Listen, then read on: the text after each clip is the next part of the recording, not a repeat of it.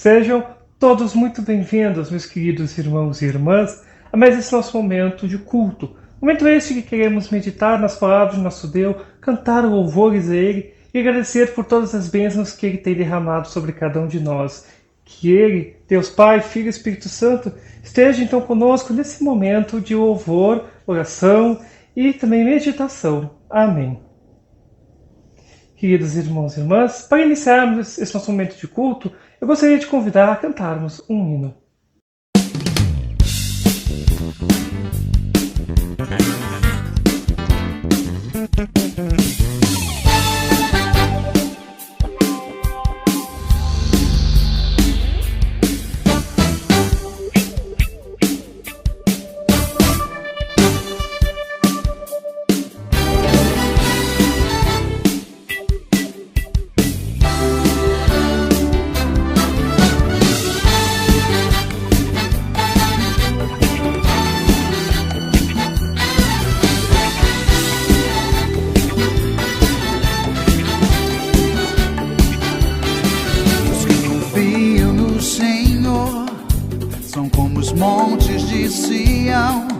Não se abalam, mas permanecem para sempre. Como em volta de Jerusalém estão os montes, assim o Senhor em volta do seu povo. Autoridade e poder, domínio em suas mãos, pois o Senhor é Deus, o Senhor é Rei entre os povos. Calem-se diante dele a terra, dobre os joelhos, ergam as mãos, pois o Senhor é Deus, o Senhor é Rei entre os povos.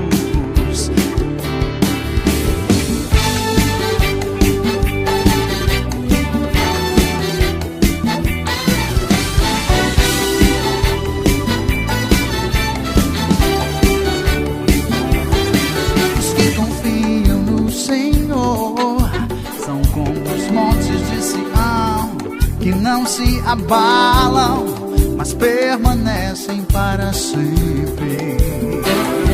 Como em volta de Jerusalém estão os montes, assim o Senhor em volta do seu povo.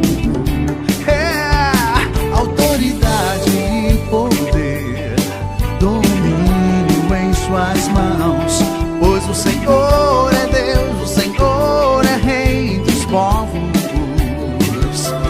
Calem-se diante dele a terra, dobre os joelhos, ergam as mãos, pois o Senhor é Deus, o Senhor é Rei entre os povos. Autoridade e poder, domínio em suas mãos, pois o Senhor é Deus, o Senhor é Rei entre os povos. Calem-se diante dele a terra, dobrem os joelhos, ergam as mãos, pois o Senhor é Deus, o Senhor é Rei entre os povos.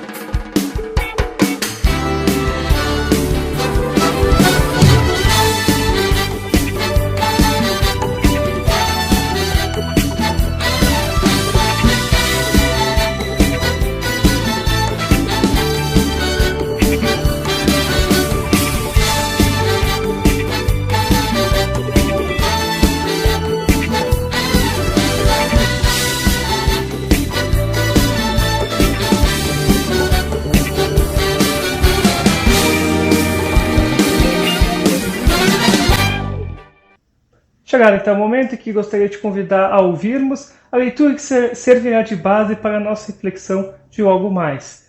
A leitura se encontra no Evangelho segundo Marcos, capítulo 4, dos versículos 26 ao 34.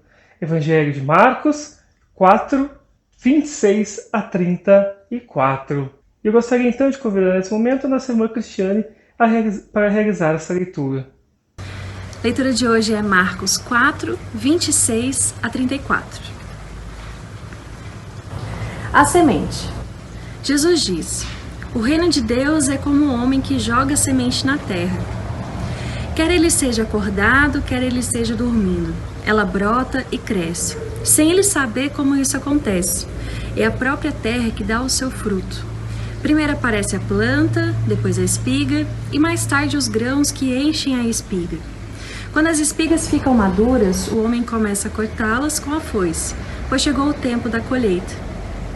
Jesus continuou: com o que podemos comparar o reino de Deus? Que parábola podemos usar para isso? Ele é como uma semente de mostarda, que é a menor de todas as sementes, mas, depois de semeada, cresce muito, até ficar maior que todas as outras plantas. E os seus ramos são tão grandes que os passarinhos fazem ninho entre as suas folhas. Assim, usando muitas parábolas como estas, Jesus falava ao povo, de um modo que eles podiam entender. E só falava com eles usando parábolas, mas explicava tudo, em particular aos discípulos. Agradecemos a nossa irmã Cristiane pela leitura que foi realizada e convido nesse momento a cantarmos mais um hino.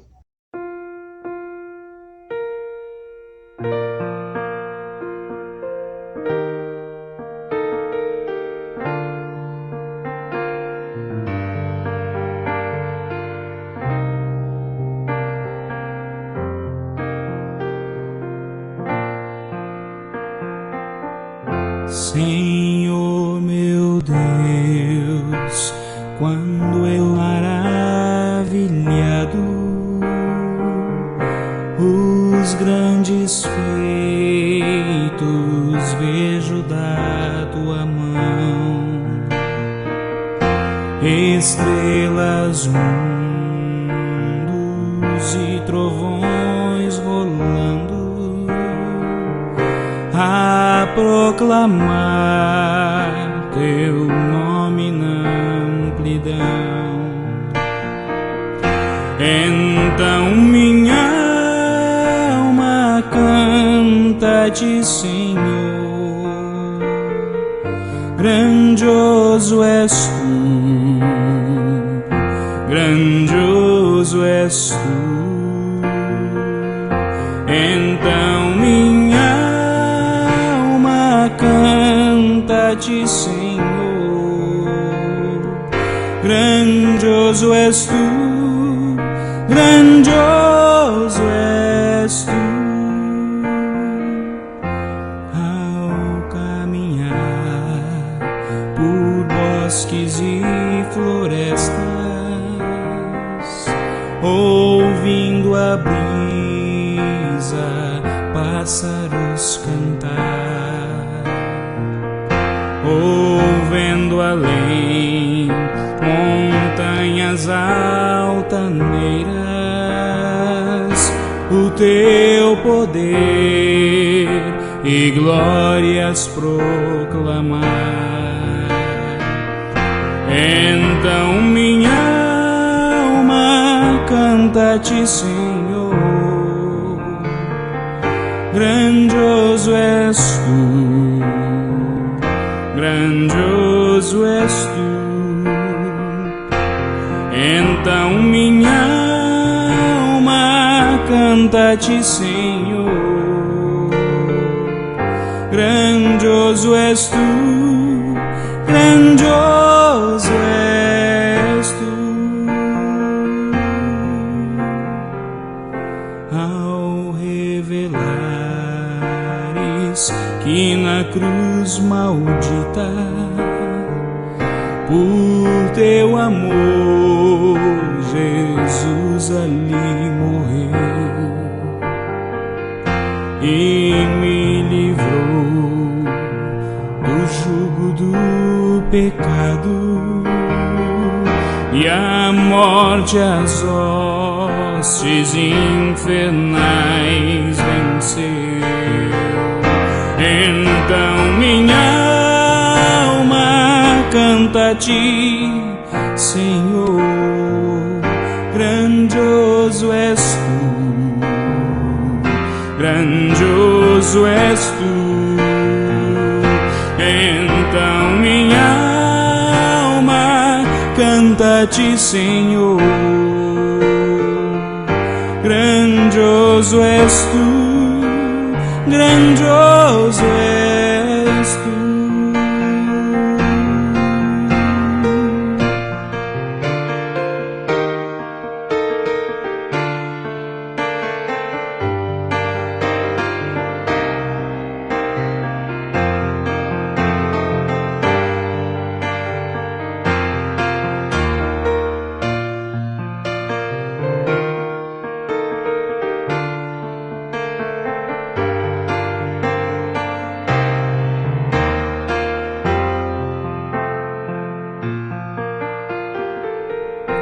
Quando afinal em resplendor e glória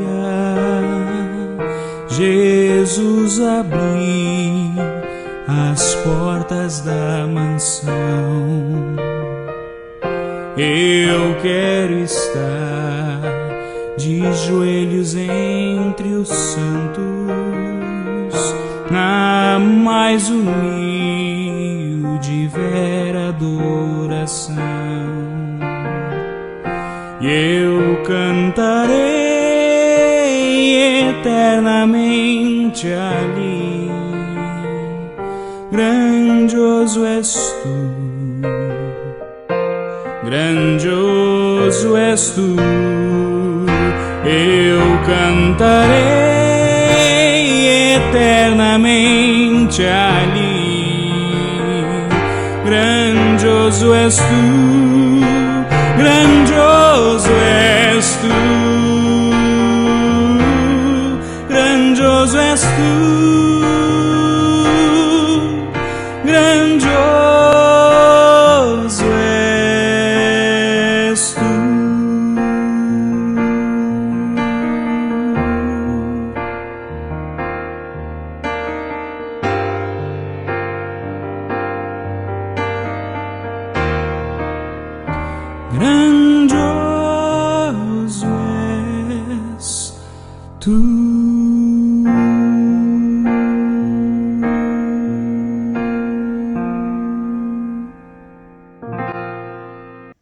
Queridos irmãos e irmãs, as palavras de Jesus nesse Evangelho são bem conhecidas e até mesmo, poderíamos dizer, bastante simples de nós entendermos elas. Isso porque acredito que todos nós já ouvimos alguma vez, pelo menos em nossa vida, sobre a parábola das sementes ou o que elas querem dizer a nós. E mesmo que alguém não esteja totalmente familiarizado com essas parábolas, ainda assim não é tão difícil de entender elas pela forma simples com que Jesus fala. A semente é a palavra de Deus, ou seja, semeia a semente da palavra de Deus. Porém, meus amados, hoje eu gostaria de convidar a refletirmos essas parábolas numa outra perspectiva. Normalmente, quando olhamos para essas parábolas de Jesus, temos uma tendência a olhar sempre o como. Como lançar a semente. E quase nunca o porquê. Por que Jesus ensinou essa parábola? Qual a razão do ensino de Cristo? Por que Jesus ensinou essa parábola aos seus discípulos e seguidores? Amados, se olharmos o ministério de Jesus como um todo, veremos que é um ministério com muita perseguição, não é mesmo? Ao mesmo tempo que muitos o seguiam, muitos também duvidavam dele. Muitos estavam ao seu redor somente para tentar silenciar ele, zombar dele e até mesmo, se possível, prejudicar ele. Se lembrarmos do texto da semana passada, a família, a mãe e os irmãos de Jesus tentaram silenciar ele e tentaram tirar ele daquela casa onde ele estava. Basicamente, nós vimos a família de Jesus tentando o silenciar, porque não acreditavam nele. Então, percebendo isso, Jesus imediatamente começa a ensinar todas aquelas pessoas. Se nós olharmos desde o início do capítulo 4 até esse momento em que ele fala sobre o reino de Deus e como Deus trabalha, Jesus está ensinando aquelas pessoas. E quando olhamos sobre esse amplo contexto, percebendo tudo que está ao redor, as coisas começam a fazer cada vez mais sentido. Afinal, os discípulos de Jesus tinham testemunhado muitas coisas que haviam acontecido com o ministério de Jesus e nem tudo era bom, não é verdade? Principalmente aos olhos dos grandes líderes religiosos daquela época. Na realidade, houve muitas vezes que Cristo, aos olhos dos líderes, parecia muito mais um maluco sem amor, que se preocupava mais com a doutrina e a prática do que com os relacionamentos, com as amizades, com o aumento de seguidores. É só lembrarmos dos momentos em que pessoas se afastavam de Jesus simplesmente porque não gostavam do que ele estava ensinando, elas não gostavam do que estavam ouvindo. Jesus Cristo não correspondia, digamos assim, com a perspectiva que muitos tinham, esperavam e até exigiam dele. Por isso essas pessoas iam para outros lugares. Não tem aquele ditado? O cliente tem sempre razão? Bem, aos olhos de muitos na sua época, Jesus com certeza era ruim para os negócios. Afinal, Jesus, além de não falar o que as pessoas queriam ouvir e gostariam de ouvir, havia também o fato de que seguir a Jesus poderia prejudicar a saúde, pois todos os que seguiam tinham dificuldades ou muitas vezes morriam por causa dessas perseguições. Isso porque Jesus era o inimigo número 1 da elite religiosa. E se você ficasse contra os fariseus e o sinédrio, bem, a consequência mais óbvia que ia acontecer era que a sua vida ia se tornar uma vida de miséria e morte. E iremos concordar que todas as pessoas sempre tentam evitar e não querem ser perseguidas pela sociedade. Ninguém gosta de ser, digamos, repudiado. Ainda assim, seguir fielmente a Jesus significa isso. E um último detalhe sobre seguir Jesus era que o caminho não seria fácil. O caminho não seria o melhor, não seria um caminho bom para as coisas da vida. E de fato, seguir a Jesus Cristo muitas vezes tirava as pessoas de uma vida de luxo, de uma vida que tinha benefícios. Em outras palavras, seguir Jesus não significaria ter sucesso na vida. E é por isso que muitos de seus seguidores duvidavam dele e até mesmo o abandonavam. Irmãos, eu entendo que muitas vezes é fácil olharmos para esses seguidores que se afastaram de Jesus quando as coisas não ocorreram como eles planejavam ou como eles imaginavam e criticar eles. É muito fácil fazer isso. Afinal, nós nunca faríamos isso, não é mesmo? Porém, ainda assim, nós fazemos. E fazemos o tempo todo. Basta lembrarmos das tantas vezes que tentamos dar, digamos, o nosso jeitinho quando as coisas não estavam ocorrendo da maneira que queríamos, desde entregar tudo nas mãos de Deus. Muitos, infelizmente e tristemente, abandonam o ministério fiel da palavra, do sacramento, em prol, digamos, de novos truques, de novas estratégias para que cresça o número de pessoas e que tenha mais dinheiro no caixa da igreja. Muitos transformam o culto para se adequar e agradar ao cliente, ao invés de deixar Deus transformar o coração e a vida das pessoas. Amados, essa é a razão pela qual Jesus ensinou essas parábolas. Essa é a razão pela qual ele ensina ainda hoje e vai continuar ensinando para todos nós essas parábolas. De uma maneira muito concreta e real, Jesus Cristo está nos ensinando a deixar as coisas fluírem da sua maneira e no seu curso. Ele nos deu os seus meios da graça como as sementes que crescem. Jesus diz: ide e fazei discípulos de todas as nações. E como é que nós fazemos isso? Semeando? Semeando a sua semente. Ou seja, batizando e ensinando tudo o que ele ordenou e ensinou. Sua palavra e sacramento é o que dá vida a nós. Ou melhor, uma nova vida. Uma nova vida brota dessas sementes. E como fazemos isso? Como um homem que espalha sementes sem saber como elas brotam e crescem. Ele simplesmente sabe que está espalhando por todos os caminhos, por onde quer que anda. E as sementes, sejam por menores e mais despretensiosas que pareçam ser, elas brotam e crescem cheios de vida. Irmãos, nós não precisamos procurar mais do que o Senhor já tem a nos oferecer com seu corpo e sangue. Não precisamos procurar mais do que a pia batismal com suas poucas gotas de água que molharam nossa testa. Não precisamos procurar mais do que o púlpito e a Sagrada Escritura nos ensinam. Não precisamos procurar mais do que as palavras de perdão que Deus tem a nos oferecer. Isso porque, em todas essas meras coisas, essas pequenas e despretensiosas sementes de mostarda, Deus Todo-Poderoso está operando, realizando milagres e salvando vidas. Essas simples sementes sempre brotam e produzem frutos da vida eterna. Não existe nada que o mundo possa nos oferecer que produza frutos como estes: vida, perdão, graça, misericórdia, paz.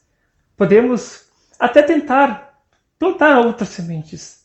Muitos têm feito isso. Alguns até tentam modificar a semente para que o fruto seja melhor, mas no final nós falharemos. Irmãos, todos nós somos chamados e ensinados a semear livremente as sementes do Evangelho. Jesus ensina essas parábolas porque Ele sabe tudo o que estamos vivenciando neste mundo, caído e dominado pelo pecado. Ele sabe que sua igreja sofre e luta em meio a uma cultura e um povo que o despreza, ridiculariza sua palavra, seus meios da graça e sua própria noiva, a igreja. Ele sabe todas as coisas que nos causam dúvidas, desesperos e preocupações. Ele sabe como tendemos a reagir e nos comportar quando a vida está cada vez mais difícil.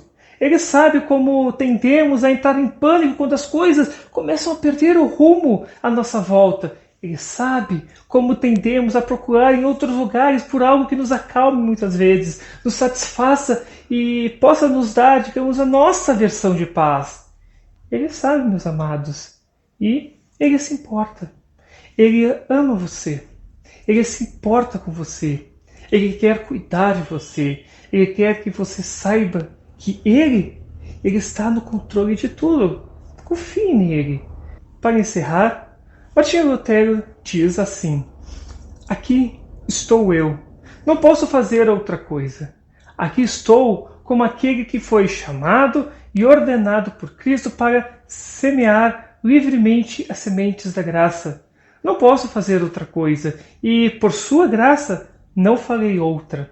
E o mesmo pode ser dito a você, meu amado irmão, minha amada irmã, que você possa sempre confiar em Deus acima de todas as coisas, seja no bem ou no mal, na riqueza, na pobreza, na saúde ou na doença, que sempre você possa abrigar o grão de mostarda da cruz de Jesus Cristo, aquele grão que, reconhecido pelos olhos e ouvidos da fé salvadora, dá abrigo incondicional e abundante, e sustento e paz a todos os que ouvem e creem em Jesus.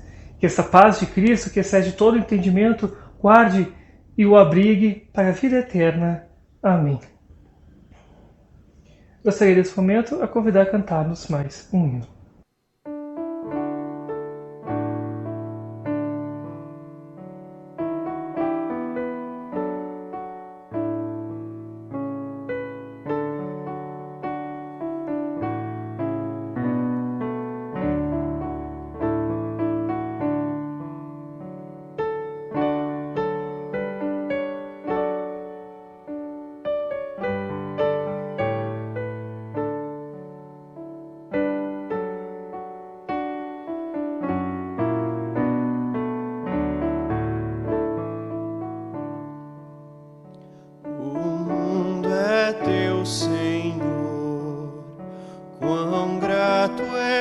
Perceber a natureza te louvar, cantando de prazer. O mundo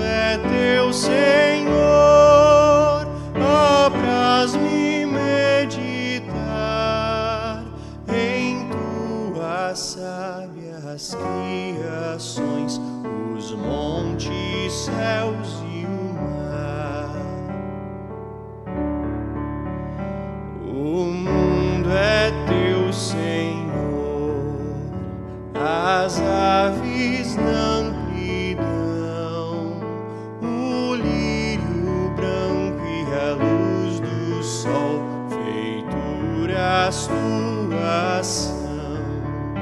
O mundo é teu, Senhor, em tudo posso ver, até na folha farfalhar, percebo o teu poder. O mundo é teu, Senhor, ó, faze-me lembrar, embora exista o erro e o mal, que és tu a governar. O mundo é teu, Senhor, porque me entristecer, na cruz venceste e voltarás em glória e com poder.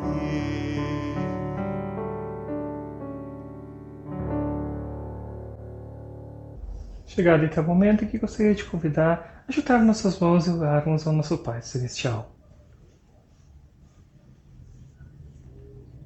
Todo-Poderoso Deus, nosso Pai Celestial, reconhecemos com sincera gratidão a Tua bondade e o Teu amor por nós e pela humanidade, apesar de não os merecermos.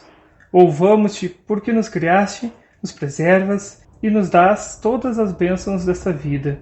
Acima de tudo, louvamos-te pela esperança da glória e pelo Teu inestimável amor na redenção do mundo, realizada pelo nosso Senhor e Salvador Jesus Cristo, e oferecida a nós através da palavra e dos sacramentos do batismo e da Santa Ceia, que são os meios da graça que Tu nos deste. Suplicamos-te que nos faças reconhecer essas bênçãos e que em nosso coração Te sejamos infinitamente agradecidos e Te louvemos, não só com os lábios, mas também com a nossa vida. Sendo assim, poderemos viver de forma agradável a Ti, receber ajuda e conforto nas tribulações dessa vida e finalmente ser recebidos no Teu reino eterno por Tua infinita misericórdia em Jesus Cristo, nosso Senhor. Bondoso Deus, pedimos que mantenhas a Tua Igreja em todo o mundo e que a dirijas e governes pelo Teu Espírito Santo. Guia os cristãos no caminho da verdade e mantenha a sua fé em Cristo, para que permaneçam unidos no Espírito e na Tua paz, e vivam de acordo com a Tua vontade. Derrama sobre todos os ministros do Evangelho e sobre todas as congregações o Espírito da Tua graça, para que Te sirvam com alegria. Com muita sinceridade, rogamos-Te que olhes com favor o governo do Brasil e todas as autoridades de nossa pátria. Enche-os com a Tua graça para que sempre andem no Teu caminho. Abençoa nossas autoridades e a sua ação, para que a paz e a felicidade, a verdade e a justiça sejam estabelecidas entre nós por todas as gerações. Com humildade, suplicamos-te que olhes por toda a humanidade, fazendo com que conheça os teus caminhos e a redenção que Cristo Jesus adquiriu para todas as nações. Ó Deus, pedimos também que protejas todos os que viajam por terra, mar ou ar. Socorra a todos que se encontram em perigo e dificuldade e satisfaça as necessidades de todas as criaturas. Entregamos nas Tuas mãos paternas todos que estão sendo afligidos no corpo e na alma.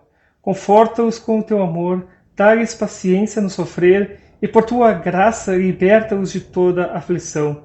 Misericordioso Deus, ouve as nossas súplicas e petições, que oferecemos em nome de Jesus Cristo, Teu Filho, nosso Senhor, a quem juntamente contigo e com o Espírito Santo damos a honra e a glória agora e para sempre. Amém.